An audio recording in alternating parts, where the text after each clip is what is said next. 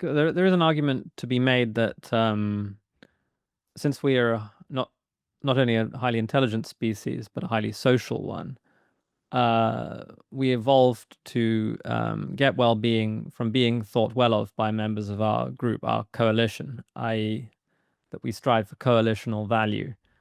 And of course, a large part of coalitional value is social status, which, at least within a group, is zero sum. So if one person has higher social status, another one must have lower social status.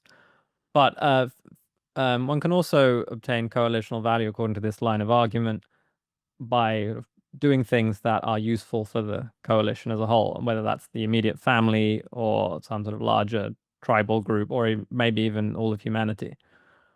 Um, is there a worry that if AI ends up doing much more work that it's currently doing, people will lose their sense of coalitional value? They won't feel that they're needed anymore. Um, Not obviously, just because a lot of the work that AI would replace isn't necessarily kind of conducive to the entire society, um, or at least doesn't, I don't know. Does the woman who makes the bed in the Marriott Hotel over and over and over again every day, is she feeling that she's contributing to the common weal? Maybe. If she has more time to spend with her kids or to, you know, sit in the park and watch the ducks in the pond. I don't know. Would that be more make her life less meaningful? It's hard. I think it's hard for us to say because we don't make beds all day, every day.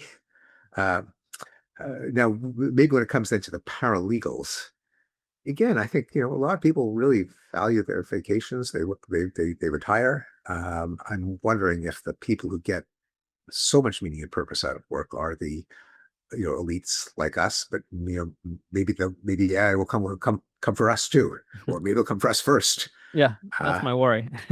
yeah, um, yeah. There's just so much we don't know, and So, so it's very hard to predict since we meaning making creatures, since meaning is so open ended, uh, and since a lot of the meaning that we make now probably could be redirected to more, I don't want to call it, know if it's objectively meaningful, but more justifiable things. If it is um, adding to the common welfare, uh, are there could 9 to 5 human effort actually add more to the common welfare in an age of AI? It's not obvious that it wouldn't. So as evidence that maybe the bed maker or the construction worker does get a sense of meaning from their work, there was this cross-national Pew Research survey which asked people for their main sources of meaning in life, and unsurprisingly, family was number one in almost every country, but occupation was number two in most countries, coming before like sort of friends and leisure and things like that. So maybe Yeah, that's no, some it's a. evidence. I mean, that is worth taking seriously. I think that may be a challenge of, can with the participation, presumably, of government to pay for public goods that the private sector doesn't provide a market for, could the government uh, open up for people opportunities to do things other than make beds that would make people better off?